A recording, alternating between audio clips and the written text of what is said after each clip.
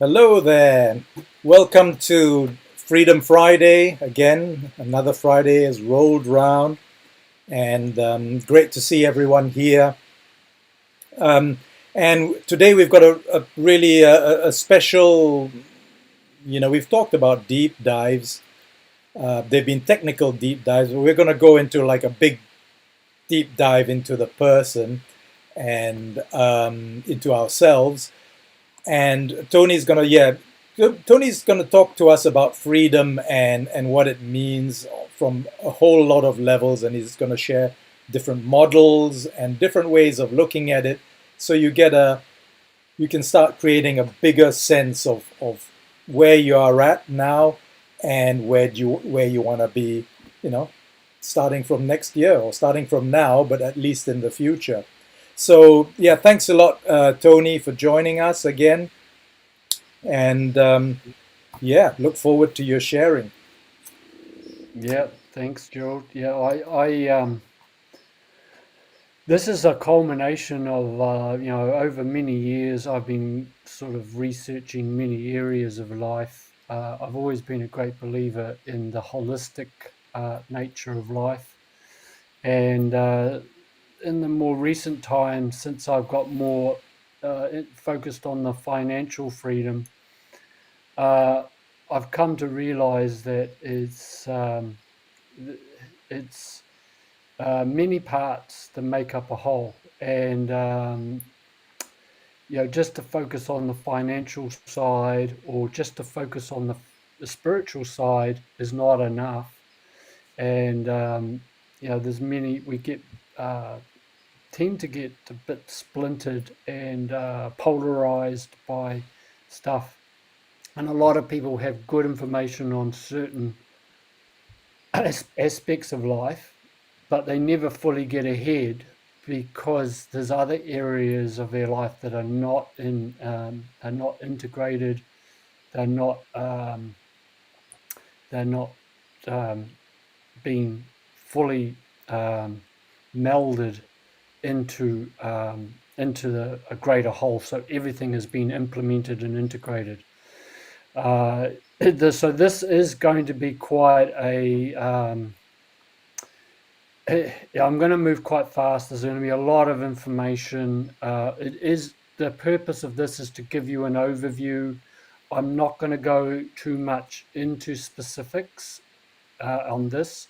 We can go and we can do deep dive specifics into different areas later. I just wanted to. Uh, Hi Vanessa, how are you? Thank you.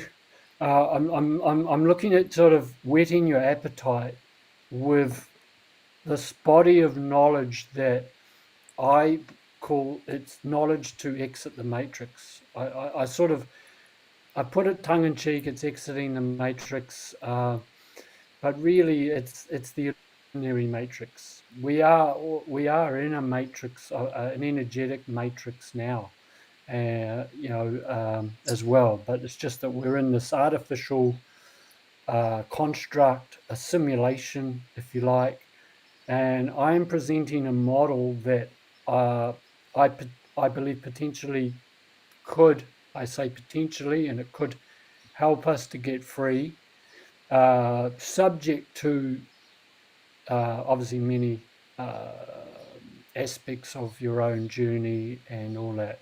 But anyway, without further ado, I'm going to get into it because there's quite a lot to cover. Um, so I'm going to share my screen and just get my stuff up.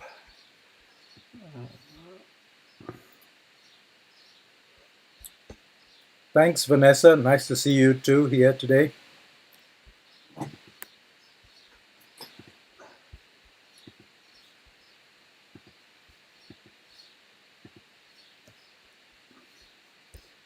Right, I'll just share that. Now I just Yeah, Now I've got to get my um,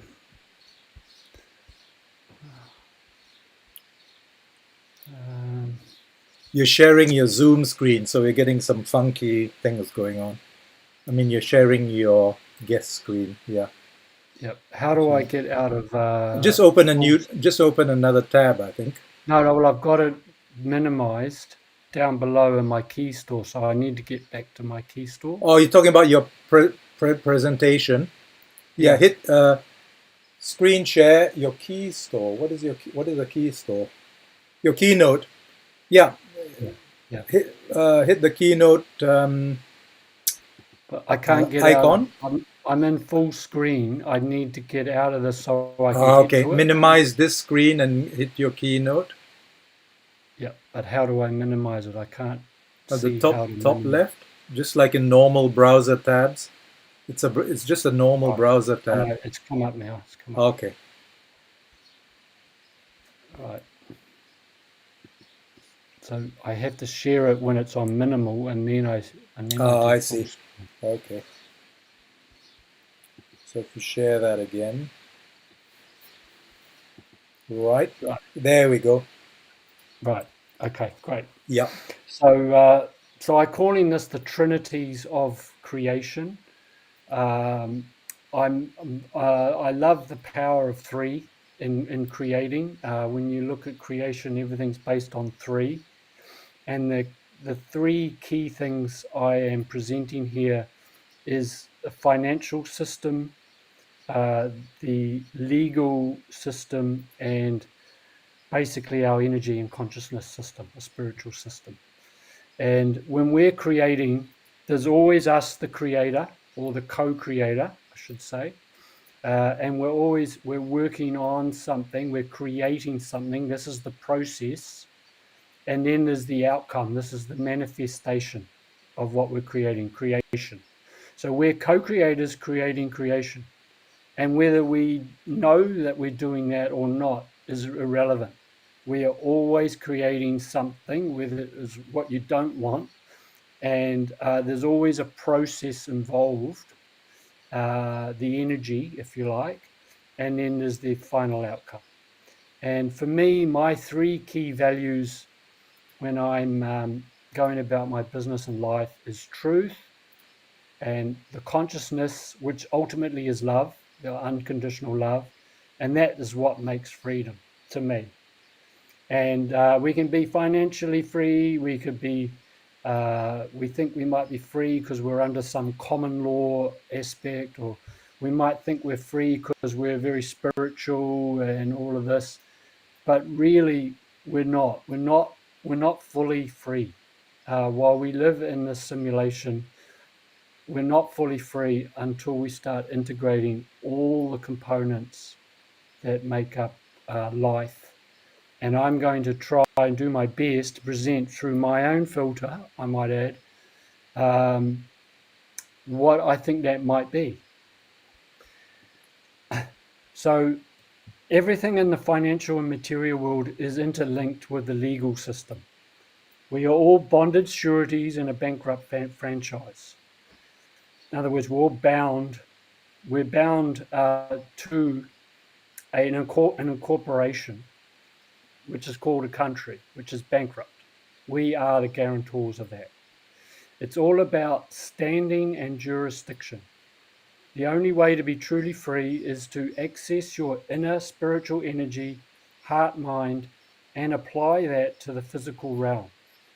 Once we raise our conscious energy, we can automatically become financially and lawfully self-sufficient, thus rising above all dualities and physical illusions and limitations. Freedom is knowing the nature of reality, and I might say your reality, and assisting others to be free by giving and receiving in kind. So that's kind of a little bit of a preamble to what I am presenting. So here gives you a bit more of an overview of the trinity that I'm focused on today, and we can find many trinities, both on a bigger level and on a more micro level. But I'm presenting this on the bigger level here, and then I'm going to drill down a bit more to some of the subsets of this. But basically, we have a financial system. This is the financial business system. This is our transacting system. This is how we exchange energy. And this is looking at from the macro point of view, in other words, the big world economy point of view, business ecosystems, financial ecosystems, technology, and how technology is now interweaving itself into financial systems. And then we will look at cryptocurrency, decentralized finance, and that sort of thing. So these are key for today, and in many ways for all time. This is what makes up a financial system. And then we have lawful systems. I call them lawful systems, not legal systems, because I like the term lawful, or I actually like the word law spelled Lore, which is more about natural law. But within lawful systems, we could have a social welfare system. We have jurisdiction, which is basically everything in law. Uh, and we have political systems and governance. And so this is all around, yeah, basically rules, regulations, the legal system, penal system, and social welfare, social well-being. And then we have energy and consciousness systems, which is all about our natural laws, the universal laws, the elements, the prime elements of nature, the five prime elements, and nature itself, time, space, and direction, because this is all what we're living in a timeline, and we're occupying space, and we're heading somewhere. We're all going somewhere, and I'm also going to look at a quick journey through the seven chakras, because they are very important in our life expansion. And that's where, basically this is where we interface with the world, and our chakras are our doorways to the energetic world. So I'm going to start off with the financial system, what I call financial fintech systems, meaning financial technology, because this is what we're facing today. There's technology and financial systems are getting interwoven quite intricately. And this is about developing integral mediums of exchange that brings energy and unity for the people. Ultimately, that's what money or currency and transacting is all about. That's what ultimately a monetary system is for. It is simply a medium of exchange, a tool in which to exchange one thing for another in the most easiest and simplest way possible. And today, in today's world, we are now moving into this digital cryptocurrency world. So that's another trinity of my main trinity. These ones in green here are the trinities of what I see, key trinities of the financial system. So there's currency, of which I'm focused on cryptocurrency. There's technology, as I mentioned, and then there's the macroeconomics, the bigger paradigm of what we're living in, the big picture economic systems or ecosystems, which is ultimately what we're building. So within cryptocurrency, there's the DeFi projects and tokenization. This is a key part of crypto that's sort of a little bit more abstract. It's a little bit more below the field of our awareness. This is why we need to focus on them. So there's the decentralization basically that's going on, and then another one is pure currency itself. This is the actual medium of exchange. It could be fiat money as well as any currency. And then I'm also looking at NFTs, and NFTs are important because they're getting so big. NFT means non-fungible token, so it means it's non-divisible, and so NFTs are becoming the preferred go-to for the millennials, for the gamers out there, of which there are many hundreds of millions of gamers out there. And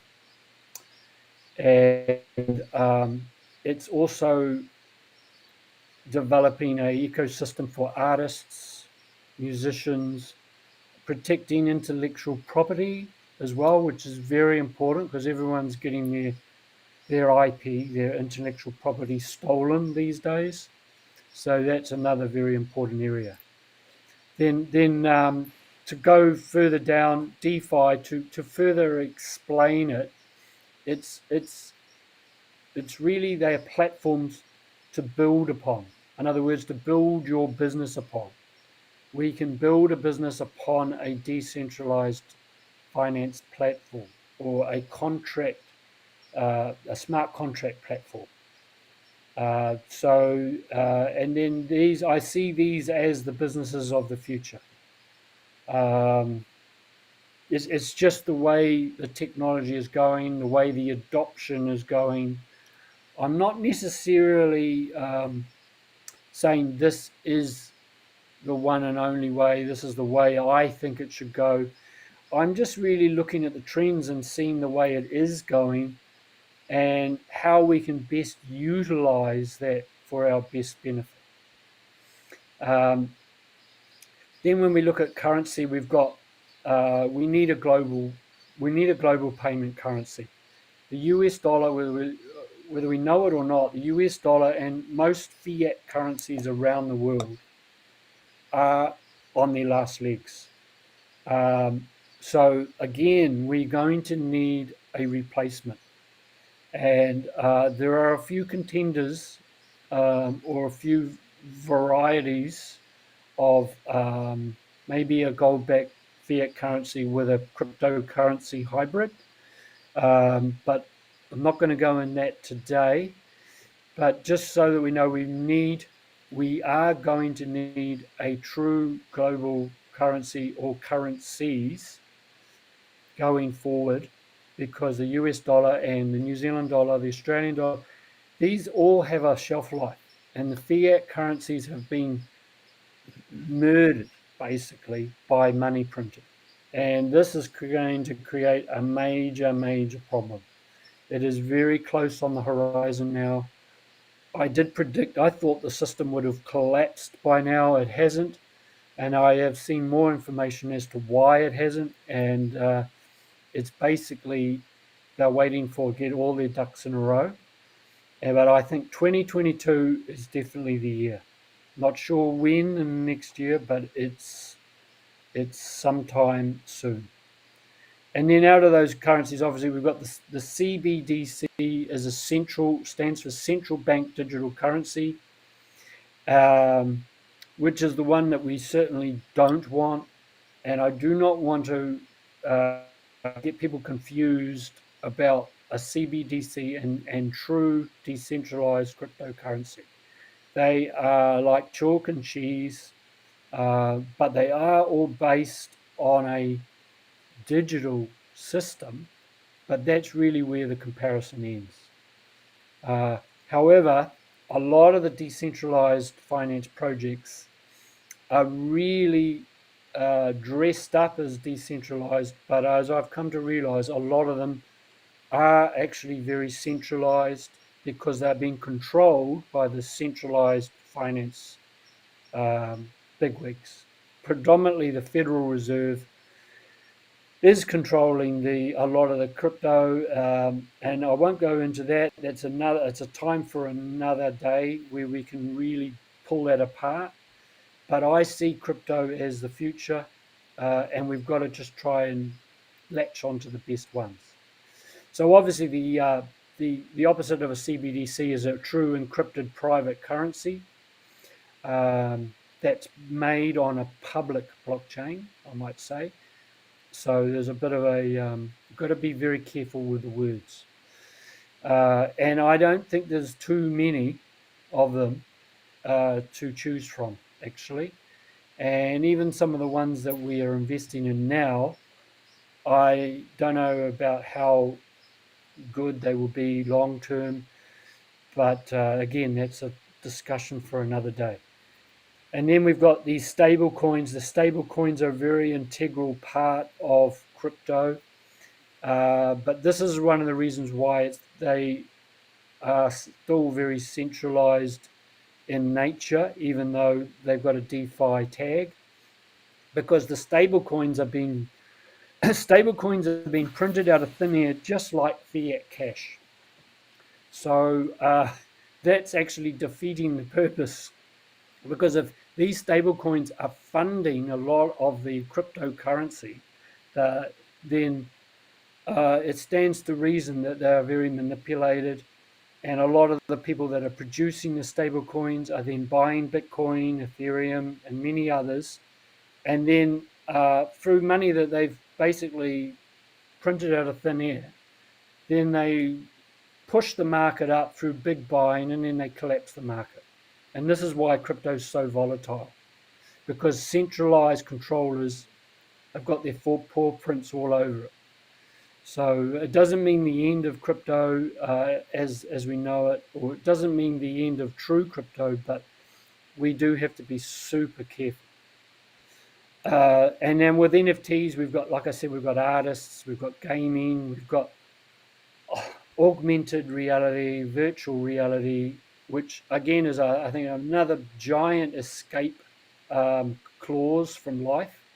And I don't agree with it, but it's the way the kids are going, and the way a lot of even older people are wanting to go.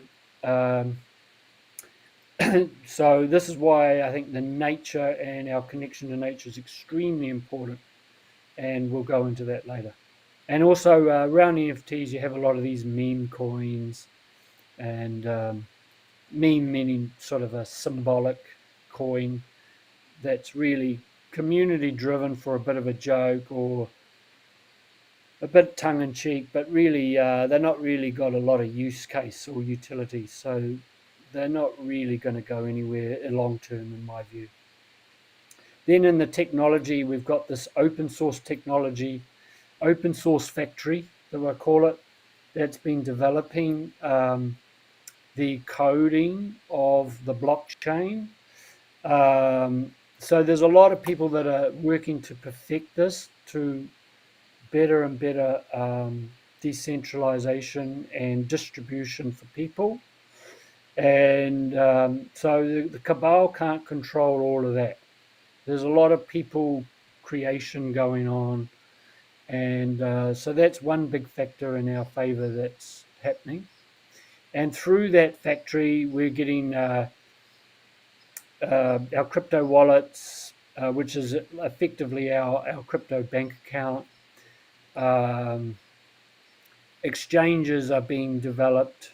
The blockchain is obviously being developed in this factory, but many, many projects are being created through this open source sort of way of working. And then within the technology, the key piece of the key piece of technology is the blockchain, because that is what uh, is created through the code. The source code is what creates the blockchain, is what creates the crypto, which creates the actual project, which then creates the community. So it's a whole knock-on effect, and the project and that community can only be as prosperous and as vibrant and as energized as which the source code is dictating. So there's many different types of coding. Uh, there's proof of work, there's proof of stake, there's DLT, distributed ledger technology. I think there's a few others, but then within each of those, there's a lot of finer points which identify the project in a more detailed way. So they say the devil's in the detail, and it's definitely also the freedom is in the detail as well. There is a lot in that code. Just as we have a code, we are DNA code that has created our body. We can create artificial things that also that come from code that actually is from nature. It's from numbers. The code is numbers and letters, which ultimately is energy. And so everything comes from nature. And if those numbers, just like our DNA is also a series of letters, which really are numbers, numbers and letters are interchangeable. It's not too far-fetched to think that blockchain can be created in a very beneficial way that emulates natural outcomes. Let's just say, put it that way. And then we have this thing called automated contracts, also known as smart contracts. So this is going to replace a lot of the service industry. Everything will become automated eventually through these contracts. Particularly lawyers, accountants, anyone that's doing a service or doing a contract, sales contracts, all kinds of contracts. So these will be done automatically through blockchain, through the decentralized finance projects, through in cryptocurrencies, and this is how we get paid via passive income. It's they govern the staking side of things, yield farming. The contracts can be, again, very beneficial based on the coding, or they can be very nefarious, like how a CBDC will be created as pure programmable money, can be switched on and off. So, like anything, technology can have a very, very good use, or it could be used for bad. So, it's up to us people to make sure that it's good. This is why we've got to get our awareness up. We have to understand the knowledge. Otherwise, we will not know what we're buying into. We will not know or understand where we're going with this, with our investment. And then on the economic side, this is where we've got the actual currency supply and distribution, which we know now is, fiat money is printed out of thin air. Fiat means by government decree. It's a nice way of saying that they're forcing us to accept their paper money as legal tender, which is obviously a very nefarious. Um, and this is what they call fiscal policy, or nice name for money printing. But then in the crypto world, we can produce tokens which can be also sort of created out of nothing via the code, depending on how it's coded. But it doesn't mean that they are worthless or valueless just because of that. If they are being utilized for good purposes, creating good things for the earth, if they're in limited supply, which creates it stops the inflation. That's a big positive in itself.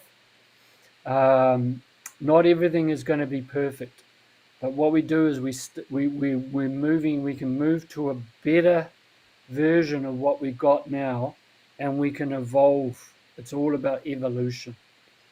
So some people go, oh well, it's just the same as fiat money. It's actually not.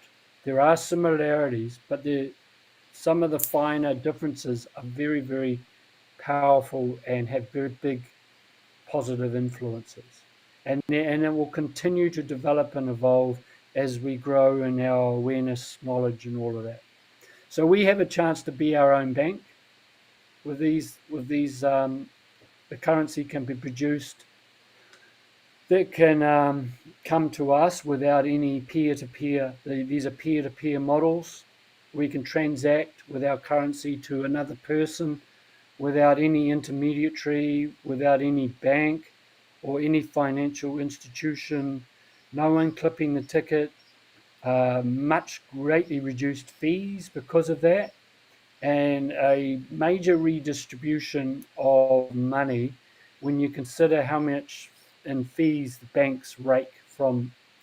The fees per day is hundreds and hundreds of billions of dollars per day.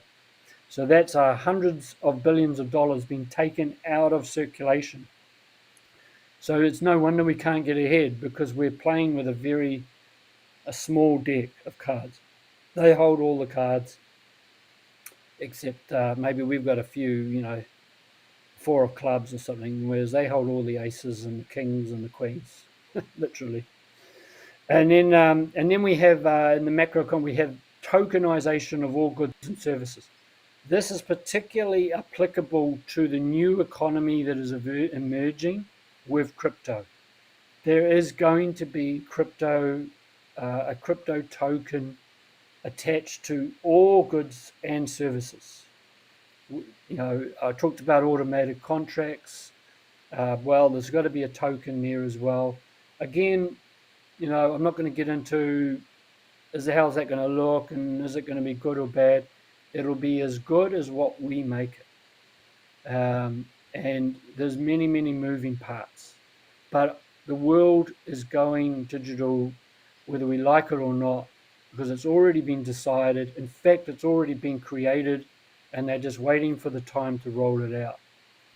So we just have to catch some of the good stuff and try and ignore the bad. This is going to be a disruptor of everything. Everyone's going to be disrupted. Everything is going to be disrupted. We haven't seen nothing yet as far as the chaos. The big kahuna is coming, and when it does, there's going to be there's going to be a lot of stuff going down. So, but the disruption is also going to significantly disrupt the cabal and the banking themselves. And this is the best opportunity for us to, what I call, exit the matrix. There's no better time than when there are missiles and bombs raining all around your head. That is a great time to make a run for it. So, but we want to do it in a sensible and well thought out way. I'm not into just running around in circles. We're trying to figure out a good, sensible, intelligent, and intuitive way. And this is what I'm endeavoring to present. And then within macroeconomics, it's obviously economics is made by people. I mean, we need people-centric models. Without people, we don't have an economy, we don't have a country, we don't have anything. And this is why individual people with individual rights is so critical right now. We cannot fall into this trap of this virtual signaling and trying to lump us all into one bracket. This is about individual people and human rights here, and we need people-centric models. So obviously that's what I'm focused on, and that's what we are focused on at DeFi Freedom, and that's what we're trying to unearth. And then through that, we can have distributed wealth. People-centric model will have distributed wealth amongst all of us, which is if it's a good smart contract and we're getting our staking and we're earning passive income, because we are the new consumers of whole new projects, we can get early dibs in their distribution. A lot of these models, like we're in, like Hyperfund and Daisy, we're crowd investors, and they're giving us the benefits up front because they're basically buying us they're buying a customer database basically. But it can work for us as well. And then within that, we're going to have, and what we focus on is these cooperatives and shared wealth models. There are a number of them springing up now on the blockchain. I've just come across another one that looks really, really good. And then we've got our Ever Rich model. We've got the Hyperfund model. And, this is where I think economies are going to ultimately go, where we are crowd investing our own projects that we are users and investors of. We can literally use the services which we ourselves have invested in. And then for that, we get profit share, we get dividends, we get shareholding, and that locks us in and that creates the circular economy. Because what we're going for is circular economy. Circulation is what enriches the people. When the cabal is sucking all the money out of the economy, we got nothing left to play with. There's nothing to circulate. We're spent from our energy. Our money's been taxed, and taxed upon taxed upon taxed. So this is an energy issue. It is primarily an energy, this exchange of energy, mediums of exchange of energy. So all I'm focused on is those models that bring that back to the fore. So this is what I see as the foundation. This is what interacts with our physical life. This is what grounds us. This is akin to our physical body. This is the material world. And this is ground zero. This is where it happens on 3D, and we cannot live in the clouds and expect to have everything going tickety boo while we're living on Earth. It's just not going to happen. So we've got to find a way, collectively and individually, to perfect better systems. It's as simple as that. So from that, now I'm going to go to I was going to go to the law side, but I'm going to go to the energy and spiritual side, if you'd like to call it that, because within the law side, there's a key piece that I'm presenting about that's very critical. But before I move on, if there's anyone got any questions over what I've just presented, we can take a couple of questions, but I've got a lot more to cover. But if anyone's got a burning question, they can ask it. Otherwise, I'll carry on. Is there any questions, Gerald? No, not yet. It usually takes about 10, 15 minutes, 15 seconds for the questions to come through. Right. So if you want to just chat a little bit or explain something for a few seconds. Yeah. This aspect that I'm focused on here, we've just done in the trinity of mind, body, and spirit. You could say that I've just covered the body. This is the spirit side, and the lawful side is the mind. It's the mind because the legal system and contract and all of that is very mental. And obviously, when we're living in the physical reality and in the financial realm, that's very much about the physical. And this aspect is akin to our spirit. So within that, this is the way I've divided it up: is the natural laws and elements, time and space, and the human spirit energies. And true sovereignty comes from having integrated our divine essence and nature into earth-based systems. This is and earth-based bodies into businesses, into the physical reality. So we're bringing heaven to earth, if you like. And there's also another great saying: is "as above, so below," which I'm actually going to cover here. So under the natural laws and elements, if there's no questions, I'll just carry on, Gerald. No, all good. Yeah. We can have a big Q&A at the end. Yeah. So within the natural laws and elements, I've broken it down to the natural principles. Now, the natural principles I'm referring to here are the Hermetic 7 principles, the Hermetic laws after Hermes, the great Hermes, who was also known as Thoth in an earlier time in his Egyptian life. Then he became Hermes, the winged the winged one. Um, Both are completely transcended their physical reality, and he came back to gave us the emerald tablets. Were basically a very auspicious writing on how basically the law of reality and how it all works. And he also brought us these 7 laws.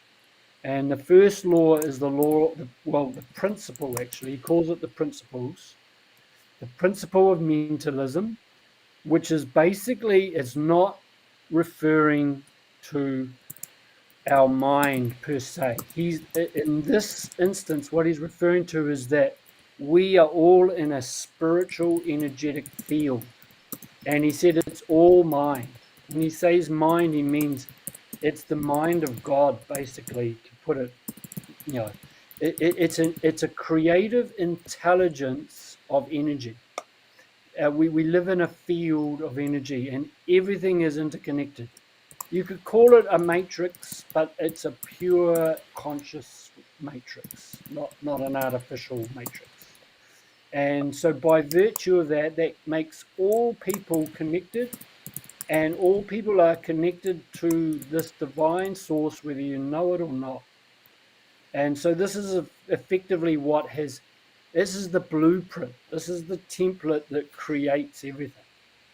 I think that's important to go into, but I'm not going to have time to touch on all of these things in any real depth. But I will touch on them so that you can try and start piecing together the puzzle. That this is what I've been working on for 30 years.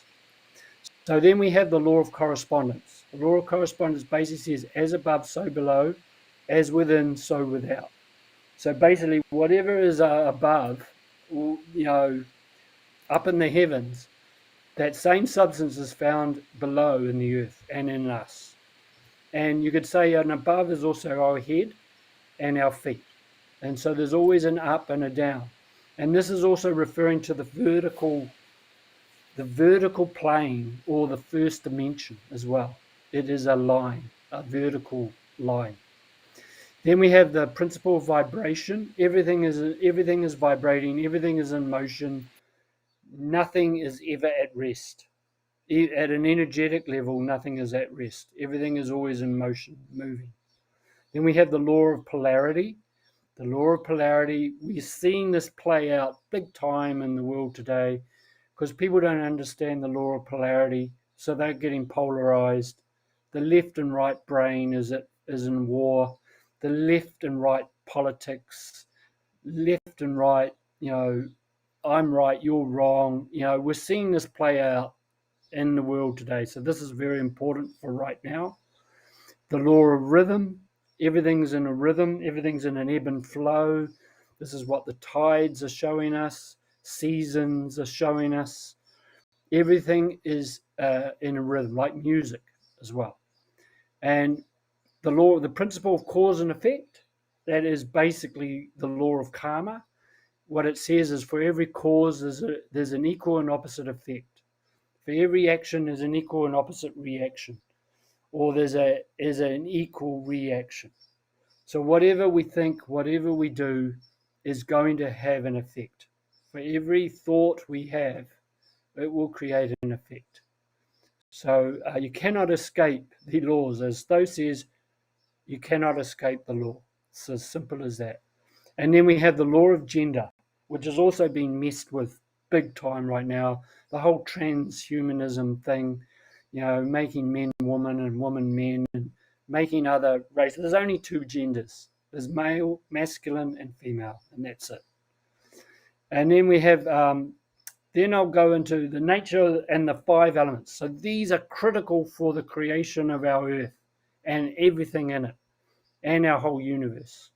Is starting from the ground is our earth element. It's the physical reality. And we have our water element, which is obviously the fluid water element. It's related to our emotions, by the way. Air is our mental element.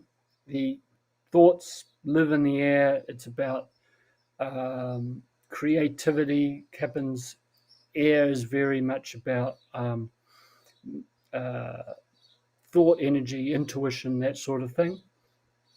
And then fire. Fire is related to the sun, but it is also related to our passion and our heart. The ultimate fire burns in your heart, and there's actually literally a spark or a flame that lives in the very center of the heart that was placed by us. This is why our soul is always in the heart. And that's what our lights us up. We have all the words mean things. And then we have the ultimate, most abstract element is ether, which is connected with the law of mentalism or the principle of mentalism. That's the blueprint again. It's the etheric element. It's space. It's consciousness, ultimate God consciousness. And then the other key trinity I see under this bracket is health.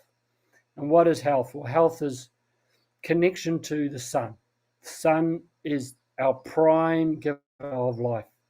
It is, without the sun, nothing would go, nothing would be here, the world wouldn't exist. So we need the sunlight. We also need exercise. Exercise is akin to our breath. It's an air element parallel.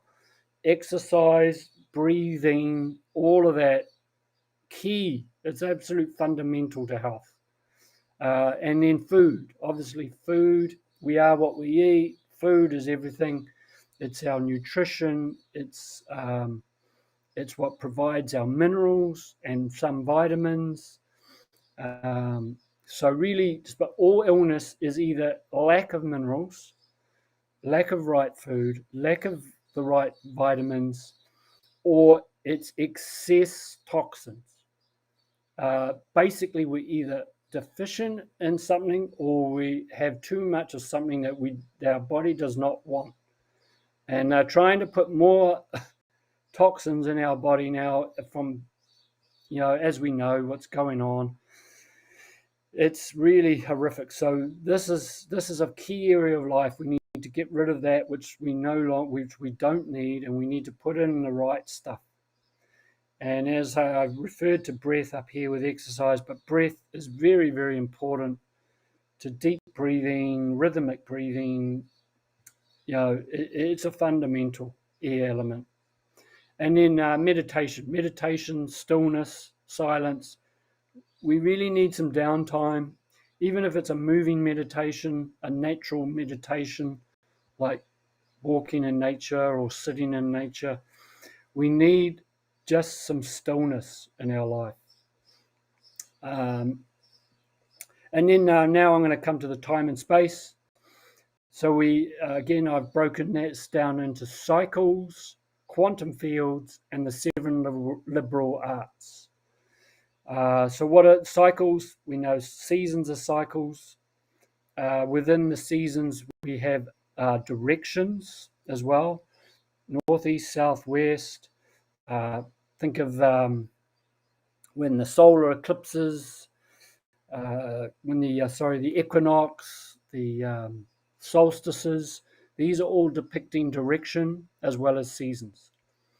And then within that, we have the growth cycle. The seed, everything starts from a seed and grows to harvest.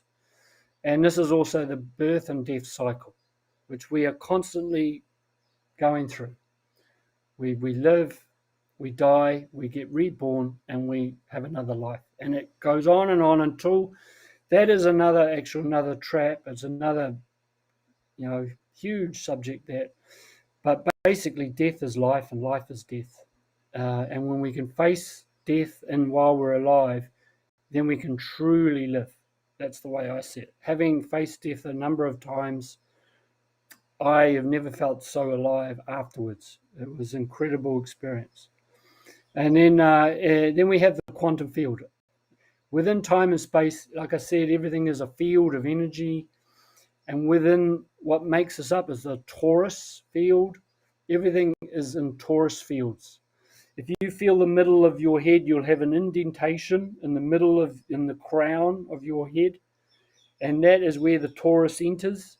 It's like a cyclic energy that is always moving and like a like a tornado effect, but looping around. I think most of you know what a torus is. It's where we get the word tornado, toroidal, tor. If you have a tor, they're like a little island sitting out on the in the water, and yeah. So this is the sort of makeup of the. This is what sort of keeps us in creation. And within the center of that torus, literally light is springing from the dark. The light and dark coexist, but actually it's from the dark that comes the light. It's not the other way around. This is why it's important to look at death, to face your fears is the dark. The darkness in us is the key to our light. So there's no point in running from the dark. We need to stop and face the dark. And we need to face it in the world as well. And this is where I see a lot of people are in fear because they simply have never really experienced a really dark time. Now they are, and they really don't know what's going on because they've had no kind of apprenticeship on that level. So this is where we get the dualities of good and evil. You could say heart and mind, it may be. But ultimately, it's love that binds us. It's ultimately unconditional love that will collapse this duality and reconcile this duality. It all comes down to love is in the center. Love is what's creating the torus. It's created, the whole universe is created on love. And then a key aspect of our field of energy is sound. Sound, music, vibration again, everything's vibrating. So I highly recommend people listen to 432 hertz, 528 hertz. All the hertz frequencies, the pure sounds, are perfectly correlated to numerology and the number 9. It's all related to number 9. And I'll touch on it in here. So you can see how everything is interconnected to everything else. There's nothing is separate. Everything is linked. And the 7 liberal arts, also known as the trivium and the quadrivium, I got absolutely blown away when I researched this. This was mind-blowing to me, how incredible. This is what was taught in the ancient mystery schools. This is what Plato, Archimedes, Aristotle, these were what they were teaching in their schools. And now the first 3 are the trivium, meaning tri, meaning 3 again. So they know about the trinity. And it's basically grammar, rhetoric, and logic. Which, what is that? Well, that is communication. That is the written word. That is the spoken word. It is the way we think. It is understanding. It is knowledge. And it is application of knowledge. This, you could have we could do a whole 2 years of study just on that alone. But this is one of the reasons why I love to write, because writing is a way to express a lot of ideas. They say the pen is mightier than the sword, and it is absolutely true. Because with the pen, we get the pen is related to the word, and from the word we get our contracts, and we get everything is contract, which I'll come to in the last one. It's all about contract. But when we're writing things down, we are committing them to our subconscious. Very powerful. And then once when they mastered the trivium in the ancient days, they would then move on to what they call the advanced school of quadrivium, meaning the 4, and it starts with numbers. So numbers are really a language. They are a language. They are the ultimate language interface with energy. You could the torus is all numerological. Oh, by the way, letters and words came from the torus, from the shape of energy as well. All the inflections on our grammar comes from the torus and other shapes as well. So they're just simply logical representations of energy. And the numbers are just a little bit more abstract. And every letter has a number. Every letter corresponds to a number. The numbers then correspond from 1 to 10. We have key numbers. 1 is the creation, 1 is the male, 2 is the female, 3 is the creation of the male and female, 4 is the building, the base, 5 is building your house, building your business, building a literal house. 6 is the domestic number of relationships and coming together. 7 is the spiritual number. The universe is based on seven chakras, these 7 liberal arts. The 7 is really the manifestation number. 8 is bringing the manifestation into physical reality, as above, so below. And 9 is completion or almost completion. And then you go to 10, which is 1 and 0. And remember, I talked about code and the code of blockchain and code of technology is all ones and zeros. So you can see how it's a phenomenal thing. When you start getting into this and linking it all up, it'll blow your mind, like it has blown mine.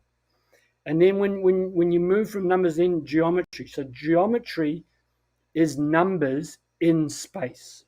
Geometry is a representation of numbers with the angles in what you say space. So it's from geometry that is a template to our physical reality.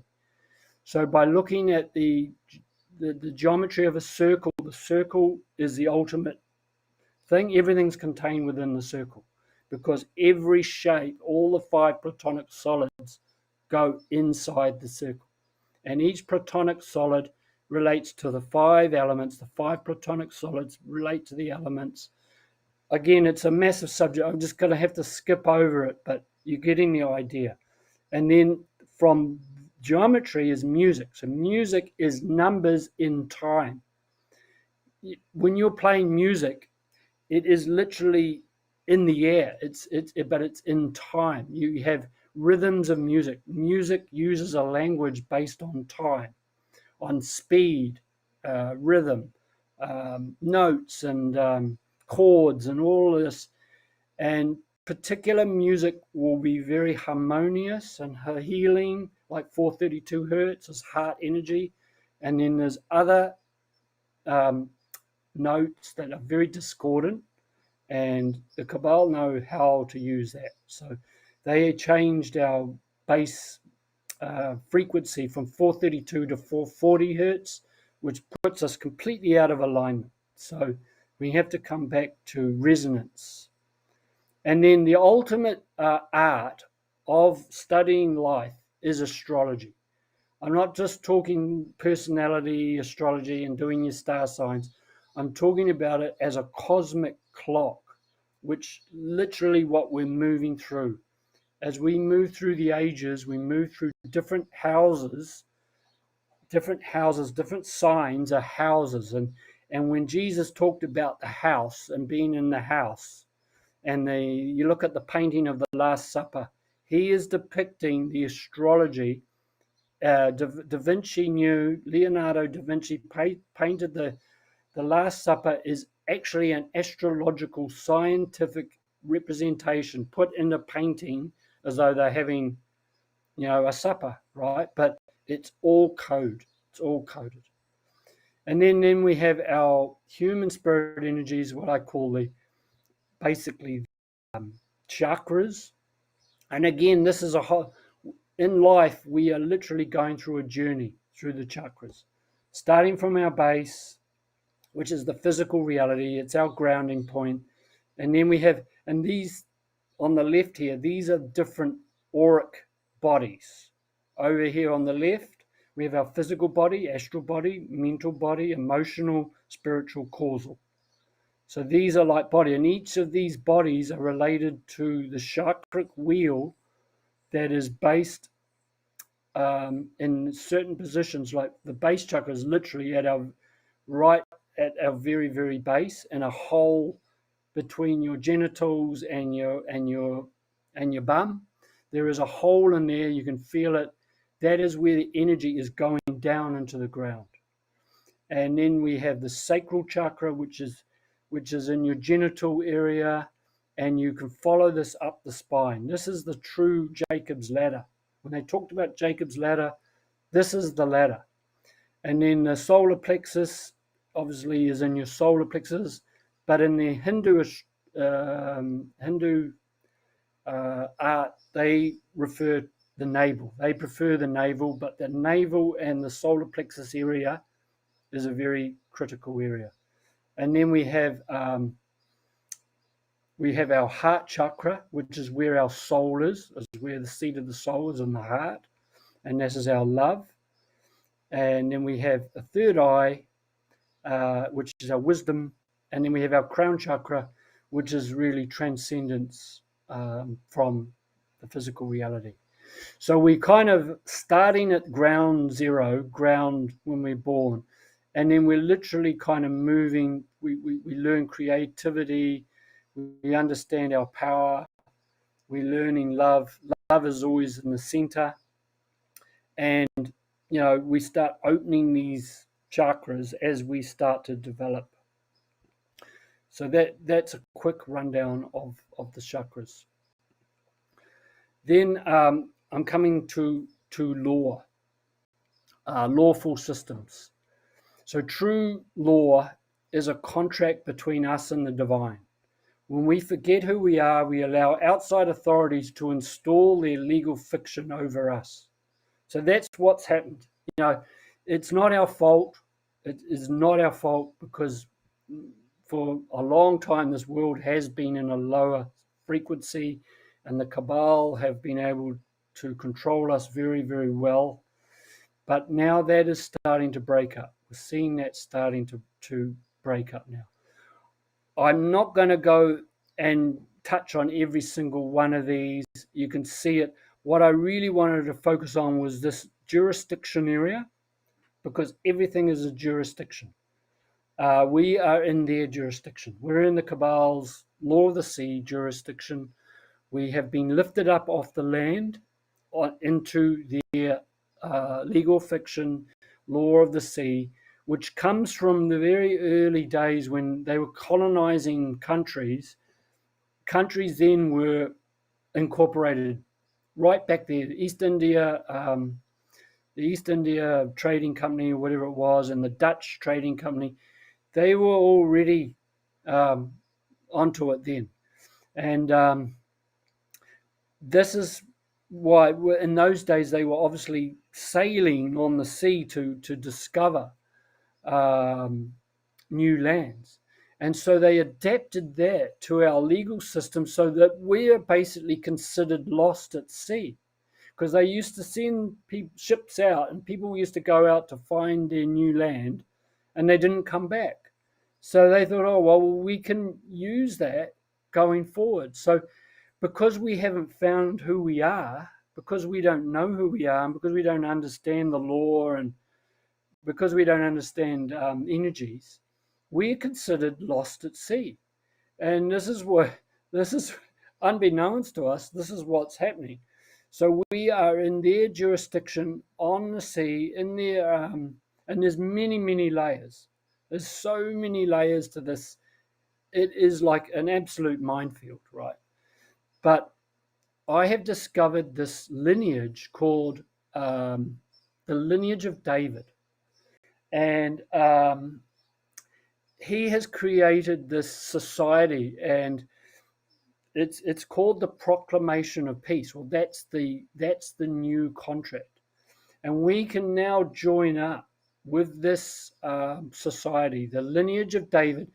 This particular guy has traced his genealogy back 124 generations, all the way back to Babylonian days.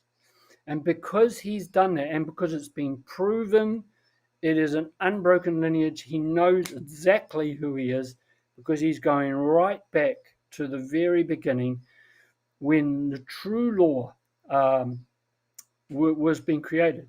So I see this is like We're like the 12 tribes of Israel, and we're the 12th tribe coming back together. Those who are waking up are reuniting, and what we're doing is we're literally we're bringing something that's from the past. We've held it all this time, and now we're releasing the knowledge into the now moment, into the present day.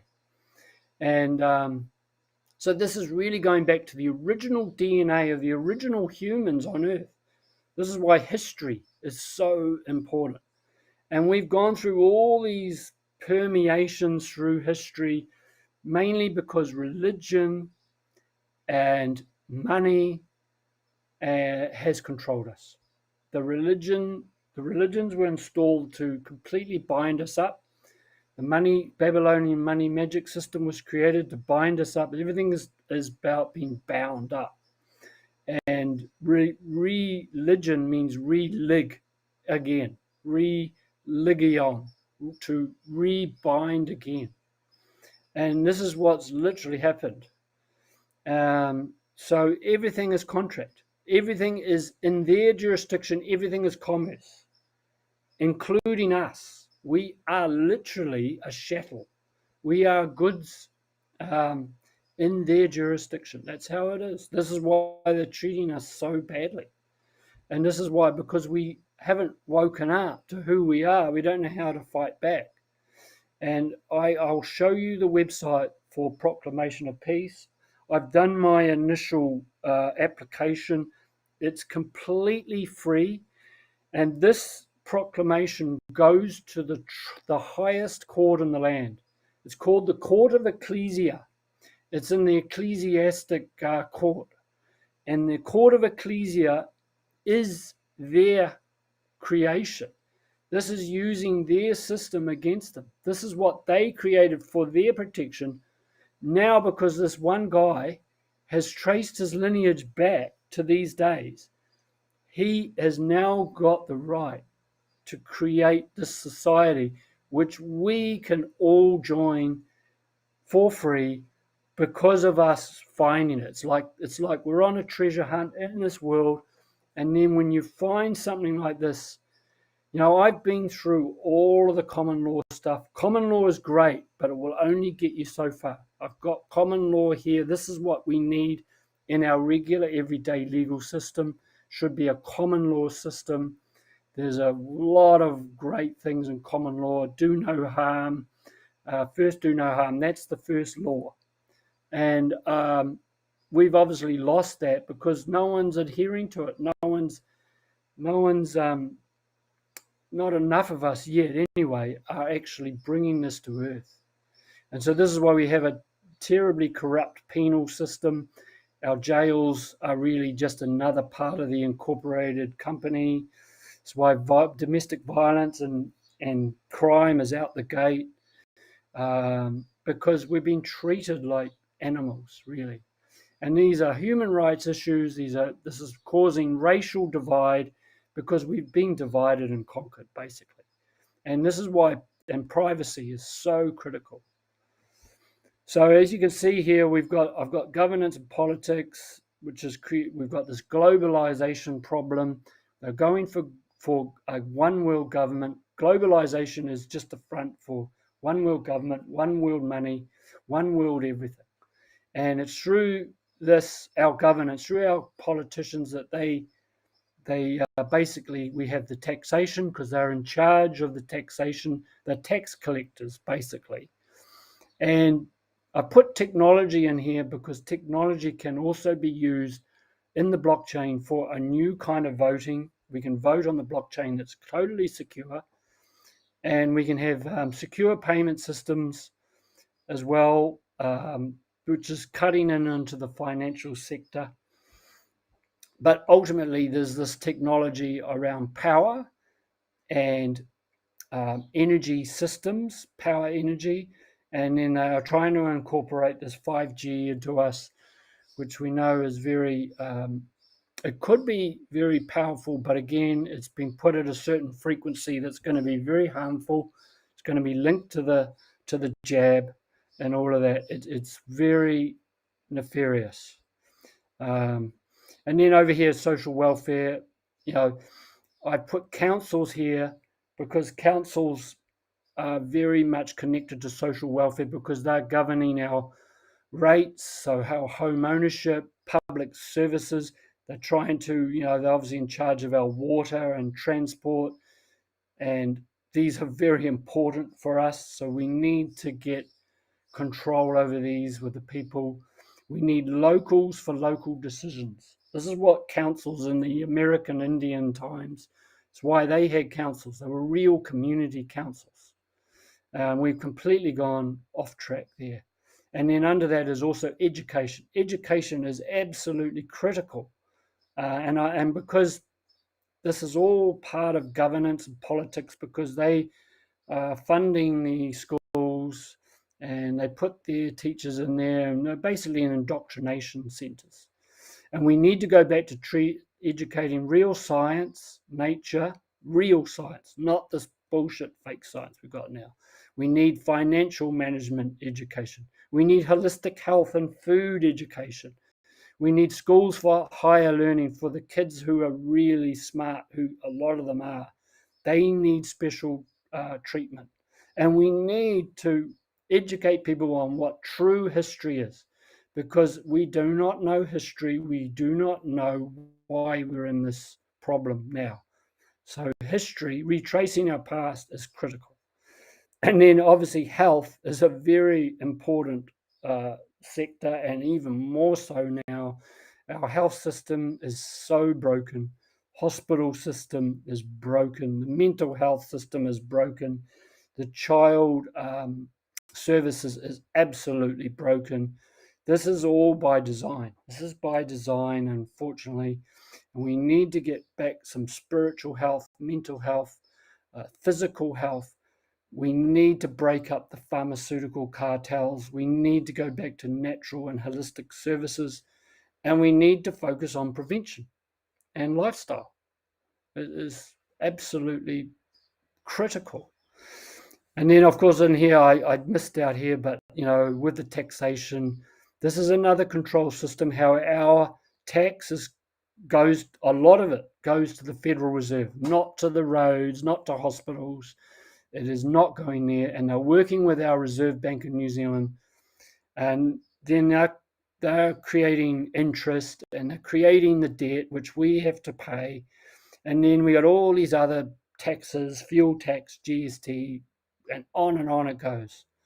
And also, I might add that over here in globalization, environment is such a key area. But who's destroyed the environment?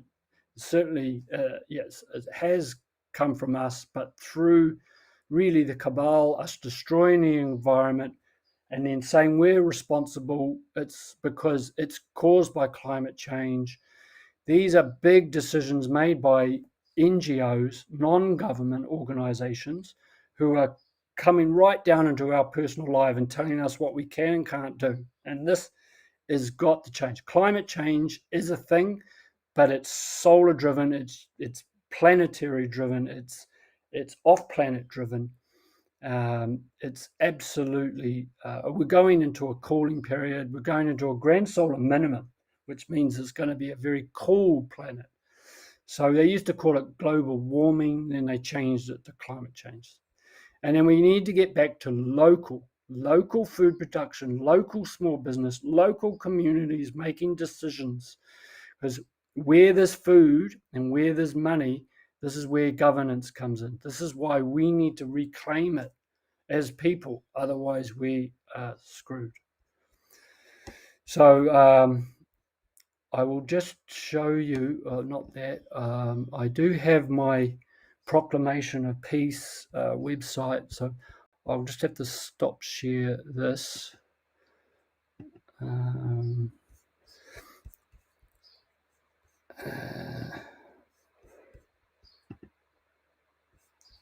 I might just have to stop the share altogether and then start again. Should be in the... Here's the website. And I'll just read this. I'll read this bit out. The proclamation of peace and sovereign integrity hereinafter proclamation was decreed by His Majesty David Joel. When they say majesty, this is true royals. This is not fake royals. We are all kings and queens, ultimately, when we reclaim our true sovereignty. So His Majesty David Joel to provide sanctuary protections and immunities for all the members of Davida, which means life, private society, and Davida Private Contract Association. It is an offer of contract, and when one accepts the offer, one immediately becomes a member of the society. The acceptance of a contract requires mutual consideration or an exchange of value. There's the exchange again. The value conveyed by each member through his or her acceptance is one's word and honor to uphold the sanctity of all life, to do all things of which one is capable for the betterment of mankind, and to be at peace with the world. In this way, this society shall be a powerful force for peace and global transformation. Now, I've done my initial stage. This is my I've done my I've got my habeas corpus, which if I ever got arrested, which you never know might happen in this day and age, it's giving me protection. I've also got the sacred writ of prohibitio, which I'm still trying to understand what it actually means, but it looks really cool. And you immediately get a mandate of non-consent. And this is binding in the highest law of the land, which is the court of ecclesia.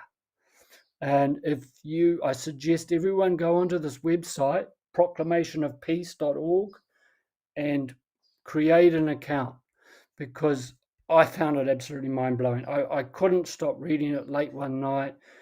I was like, yeah, this is what I've been looking for. Now, I might add to one more thing, that this has been managed by a guy called Kenneth Scott from the Gemstone University and Pantera organization, who I have been following this guy for 5 years solid. It's where I've learned about the law, but he's tied it all together and showed how everything is interlinked. He was critical for me to be able to do this presentation, because he helped me to piece it all together in a way like I had it was just like blew my mind. And then he said there's this contract coming. It's going to be amazing for everyone. We're really looking forward to bringing it out. I've been hearing about it for a couple of years, and finally it's here. And I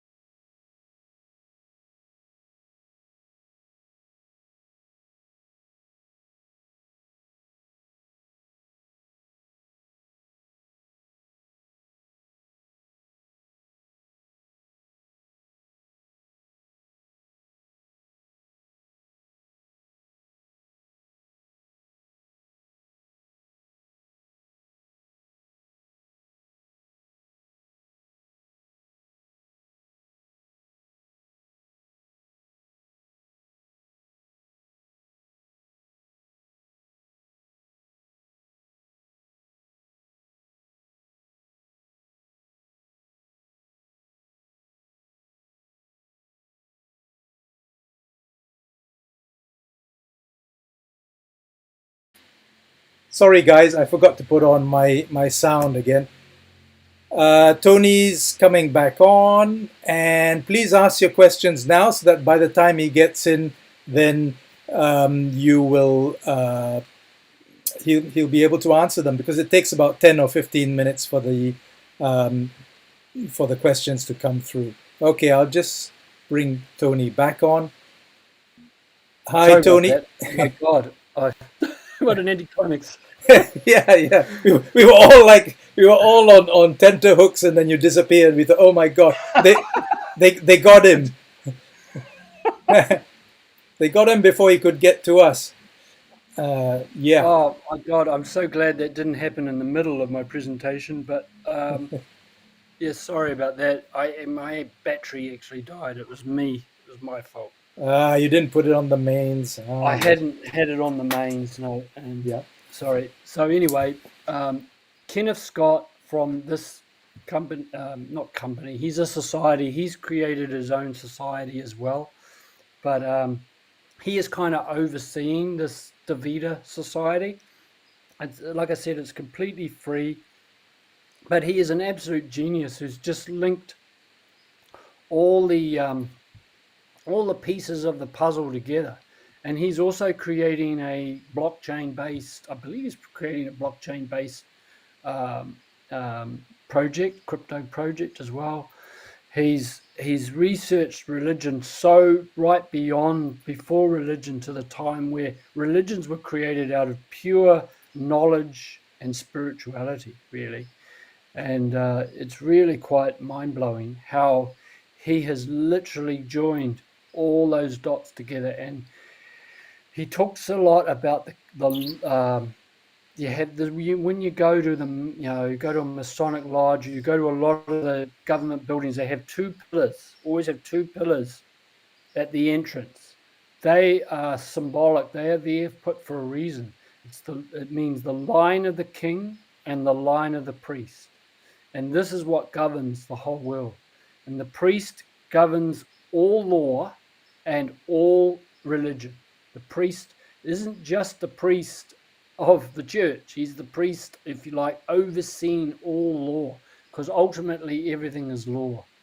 Uh, and in the line of the king, he's in charge of all the land. Ultimately, the king is the holder of the land, and the land is then connected to assets. It's the earth aspect. It's money. It's wealth. It's all of that. And so it's really the legal system and the financial system are the key pillars of what we have today.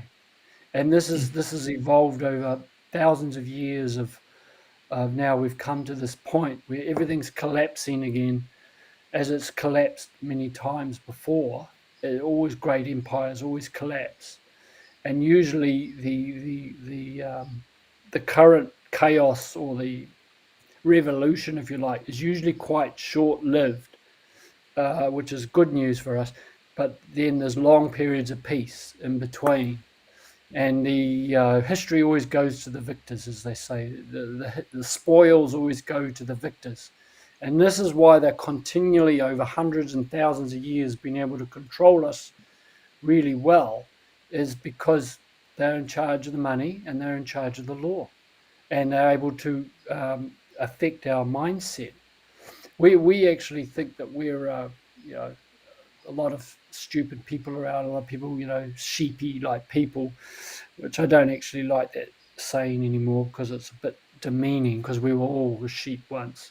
But those that are not awake, uh, this was the world was far more draconian in the Middle Ages, and there's periods in our life where we have had far less um, we've got far more issues than what we've got in our world today. So we've got to remember that everything is not as bad as what it appears, and there is a major era we're entering into, and these eras, these astrological changes, are created well beyond the cabal. The cabal just know it's coming, and they're trying to get ahead of the story, if you like.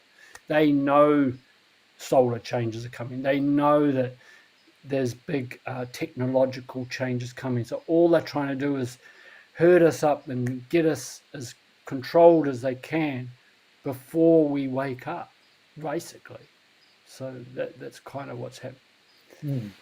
So the Okay. website, as I said, the website is proclamationofpeace.org. That is the website. Okay. And you did explain a bit earlier, but could you say again, is this better than common law or the society? This is superior to common law because nothing is above the court of ecclesia. But common law principles will be incorporated in this. Common law is still very important. But for jurisdiction and for standing, because everything is jurisdiction and where you stand. And the ultimate standing is in a society like the Davida, where we are then considered standing on the land. That's why the landed gentry. That's why land in the kings and queen times, what we know as the traditional kings and queens time. It was all about who had the landed estates were the wealthy and the most powerful. And usually in the very early days, they were the very spiritual people who were there to protect the people, and they had the confidence of people. But unfortunately, that's all gone as we fell into kind of ignorance. They just used the law against us to control us, but that's all changing now. So I didn't see. I guess all the questions have gone since it flicked off. No. We don't really. There are no other questions really. Just okay. People saying thank you. Could listen all day, says Anne. Someone put some very cryptic comments. Yeah. If you understand. And more cryptic comments. Yep,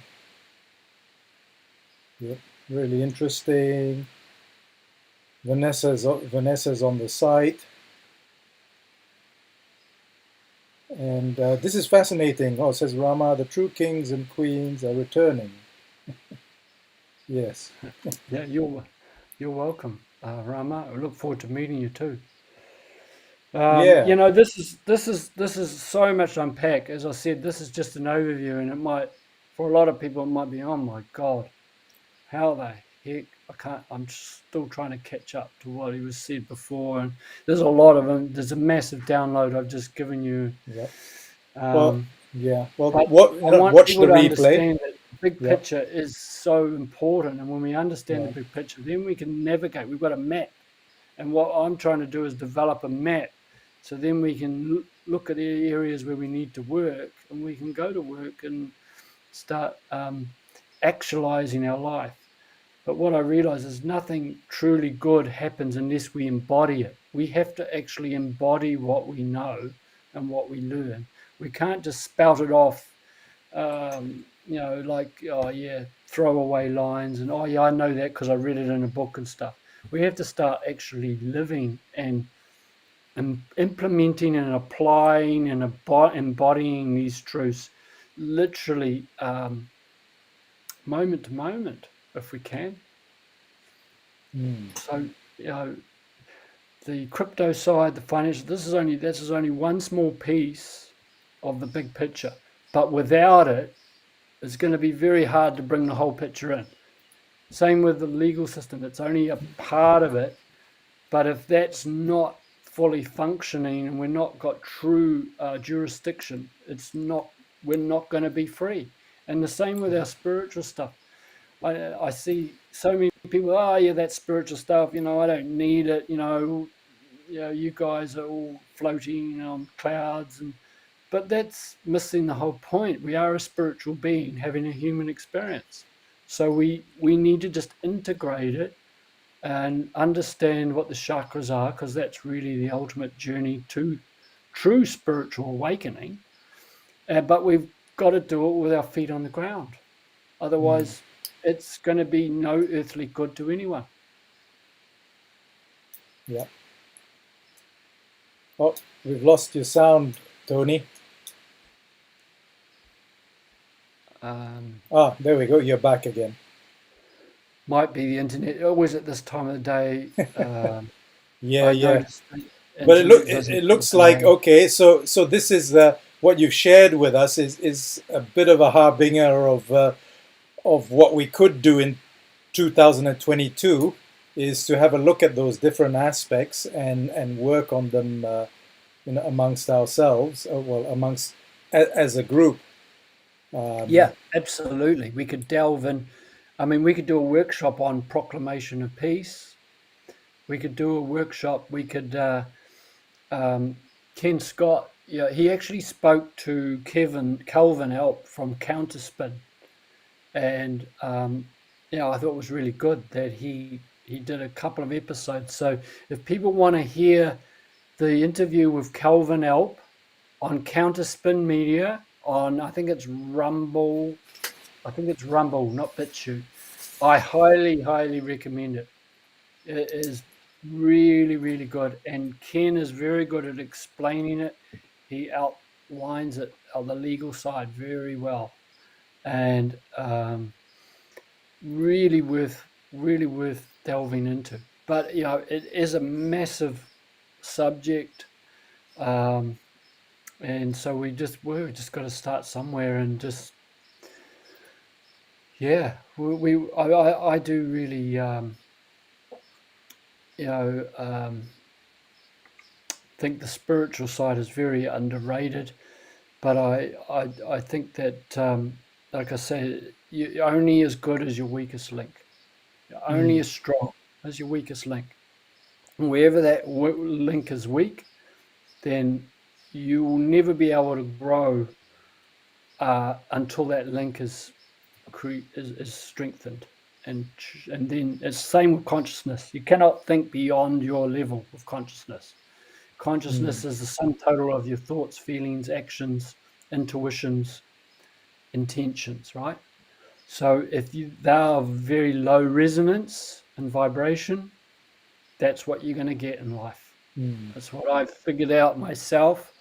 It's what all the troubles that I've had and all the issues and all of the ups and downs. Every time I came back, well, it's me. It's me that is. I need to change me, and it comes from inside out. Yeah. Kelvin, it's Kalvyn, and it's ALP, ALP.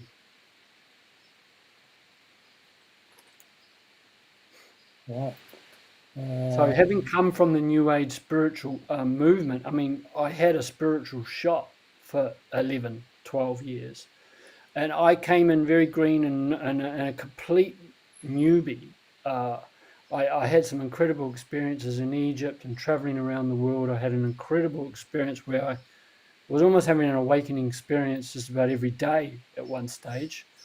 And that led me into the store, and but it was another trap in a way. I just got stuck in the new age sort of stuff, and it was incredible because out of that I got the basis of the knowledge of what I'm speaking to today. But just then I really didn't have any idea what it really meant.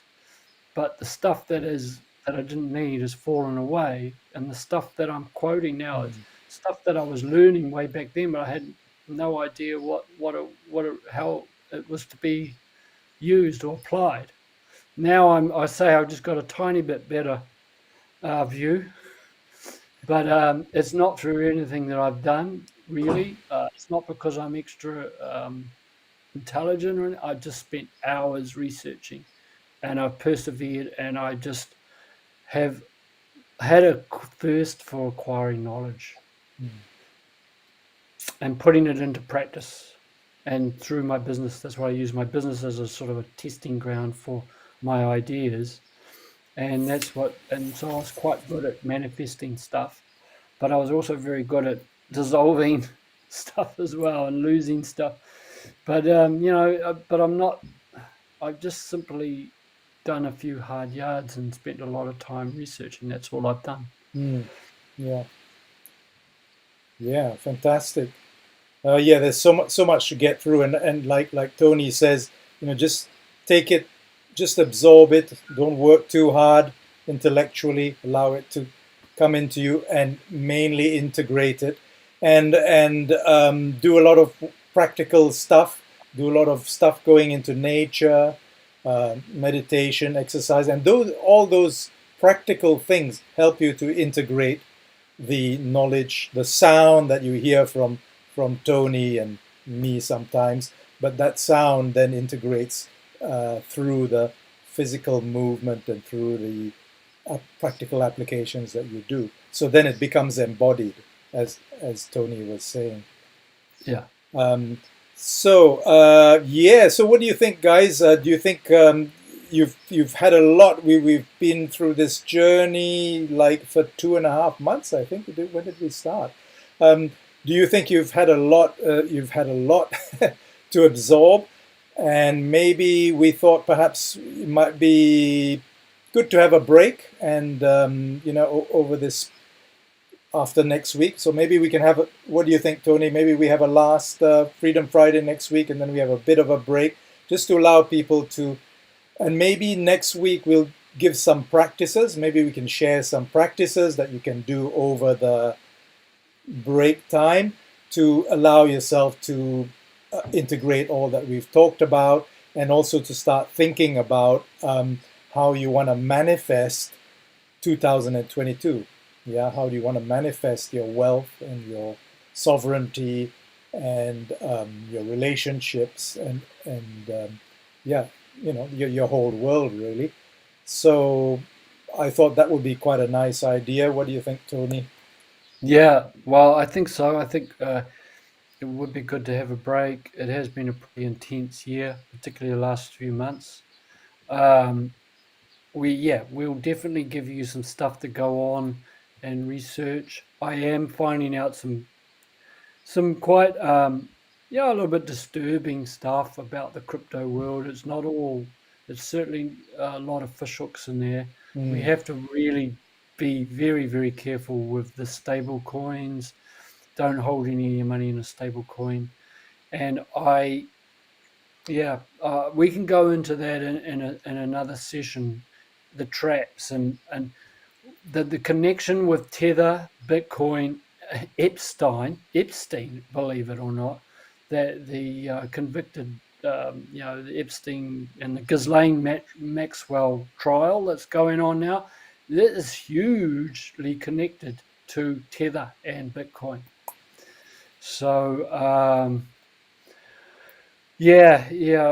Tether is really just another printing machine for the Fed, and that has been quite, but I never felt right about Tether, and so we have to watch that. We have to don't hold any money in Bitcoin. I really think Bitcoin, and I think even Ethereum as well, is not safe.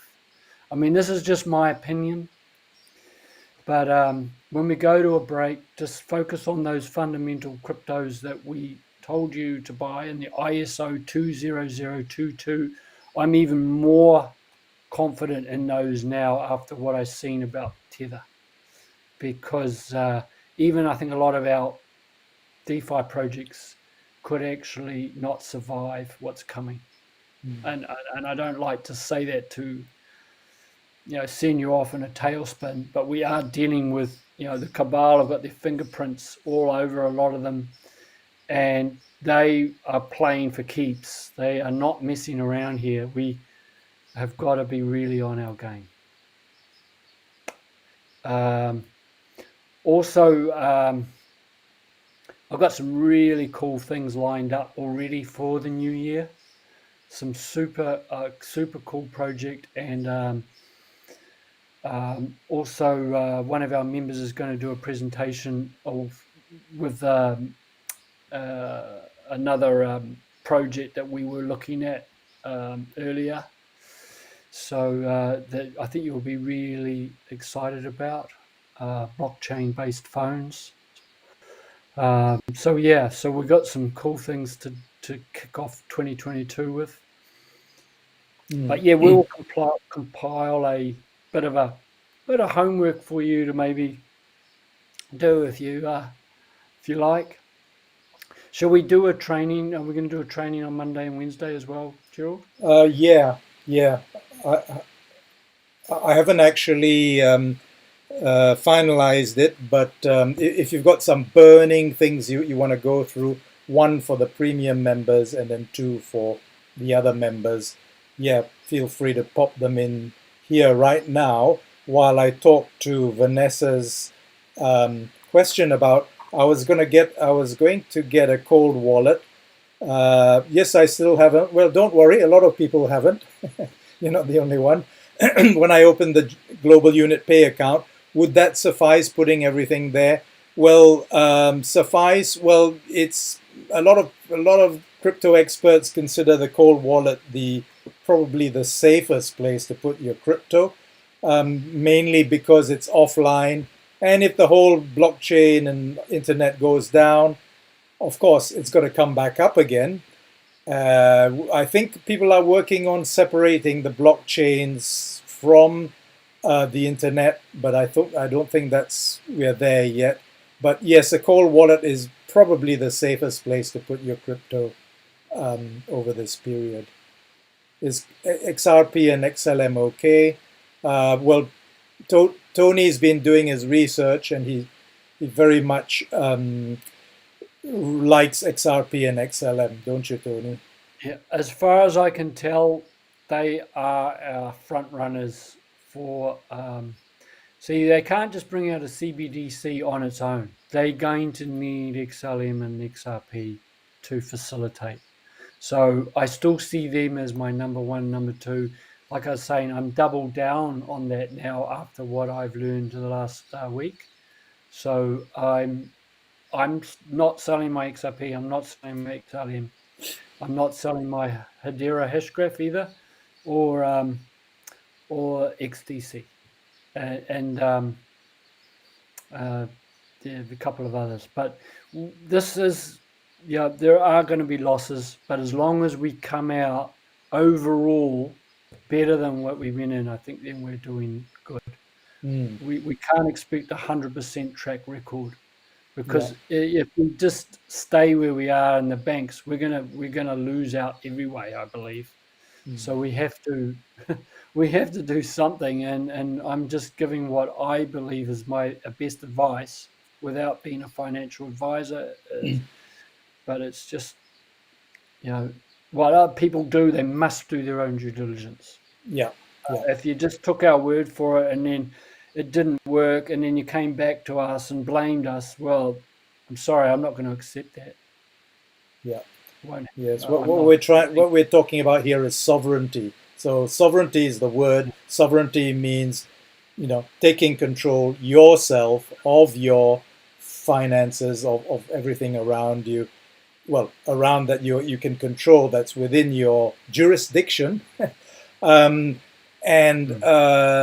yes, so we can only advise, give you some tips. We can show you how to research. We can show you where to go to do your due diligence. But that's all we are here for. We're not here to to control you, or to give you financial advice, or to get you dependent on us. So Ray was asking, what's a cold wallet? And so a cold wallet is one that's not. I suppose a hot wallet is one that's connected to the internet. Cold wallet is one that's not connected to the internet. So a cold wallet usually can be a hard wallet. So there's a confusion there. A hard wallet is a stick, like a USB stick, and you've got a number on the market. You have a look at them. Trezor, Trezor, Ledger, so the Ledger wallet, LEDGER, and within the Hyperfund ecosystem, there's one called Hypermate, and it looks like a really interesting one, really high security. So have a look at that. Yeah, so those hard wallets are disconnected. You connect it to your computer for a few minutes to download your crypto into your hard wallet, and then you disconnect it, and you store it in a safe.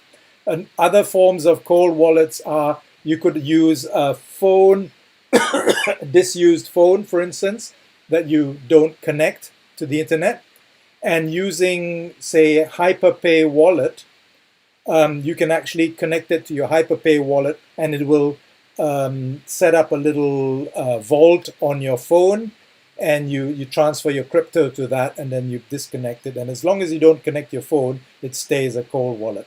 Finally, the most basic one is to do a paper wallet. But yeah, it's kind of not something.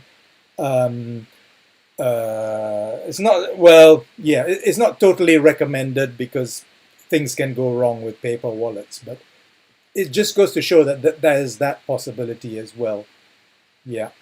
So yeah, we will give you more information on how to research, and we'll try and share as much as we can over the next year to get you really up and running, independent. We want to create a team of leaders, right? A team of people who can go and teach other people, uh, and yeah. So definitely we'll do that. We can start sharing more stuff on the email too, maybe Yeah. Yeah. on places to go, Yes. YouTube channels, articles that we find particularly interesting. We can fire off. So don't forget to check your emails. I Yes. notice a lot of people aren't engaging, and if you're paid a member, it's best to put your money to work by using our advice. Otherwise, Yeah. you're not getting the best out of it. So check your emails and attend the lectures and try and protect your investment by understanding more about what you're holding and what you've bought. Yes. Yes.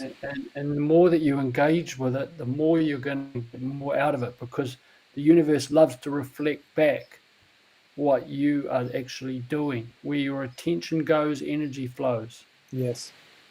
Yeah, and we have been quite busy over the last few months. So, the roadmap is some of it is still a little bit behind. We've done a whole lot of webinars and stuff, and yeah, we didn't expect to talk about so many things, but there's so many things on the roadmap that we still want to share with you. So perhaps over the break, we Tony and I can kind of just just clear our heads and map out the first part of next year so that we can give you some good stuff to kind of get your teeth into. Yeah. Yeah, And well done, Davina, for proclaiming that you totally take full responsibility. We I love that it. that is the Thank first step for everyone, is to take full responsibility for where their life is, how it's got here, and what they're going to do with it next. And Karen you. Rose says, if anyone can translate that. No, I have no idea what VRH means. I know it means for your information, but Yeah, yeah, sorry, I don't speak that code. yeah. Yeah, thank you, Rama, and thank you for hanging out on our webinars. It's really good to have you here, and look forward to catching up. And yep, maybe we might have some plans for next year to kind of ease the load and spread it around a bit. So yeah, anything else, Tony, before we No, wrap up? I just want to say thanks to everyone for coming on the journey, and thank you, Julie and Davina and Vanessa as well.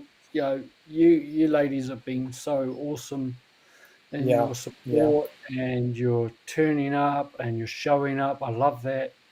And also to Alex, my friend Alex in the UK.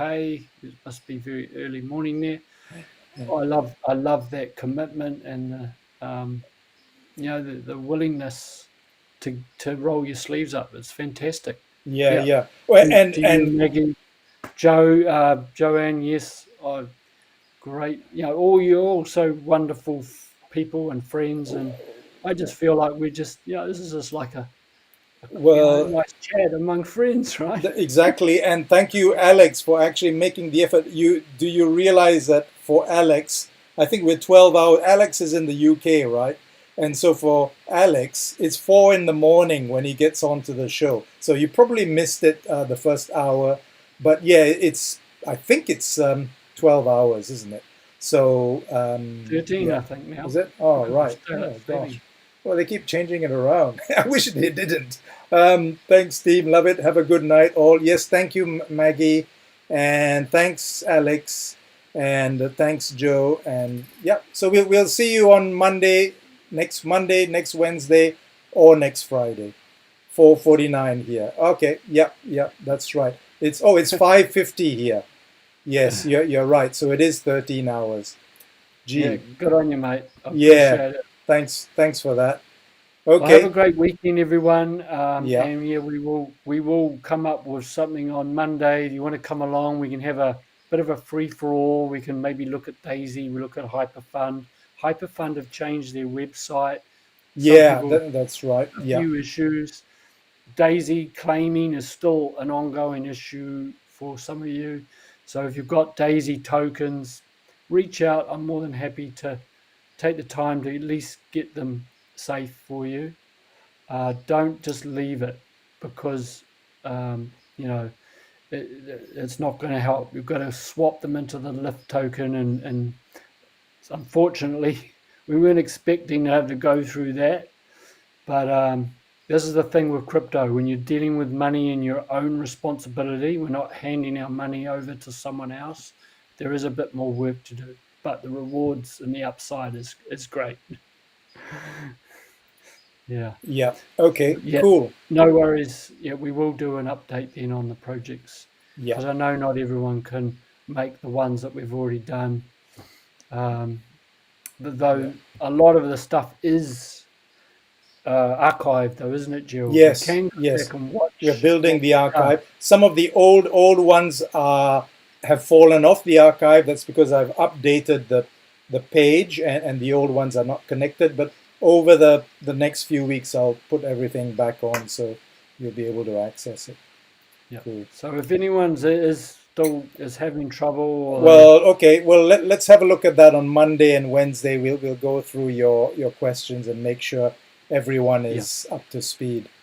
Yeah, we want every Cool. one of you to make sure that you're safe and home, home and hosed, and there's no point in leaving things unaddressed or Yeah, loose ends because they can come back to bite you. As I've learned myself, when I haven't attended to some of the crypto tasks that, oh, I'll do that later, and then I ended up I can't get them, or they got frozen out, or they disappeared because I hadn't done the right upgraded. thing. Yeah.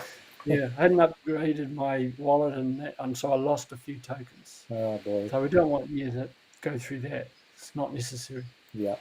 Okay. Cool. Well, see you. Have a good weekend, and see you next week. Thanks.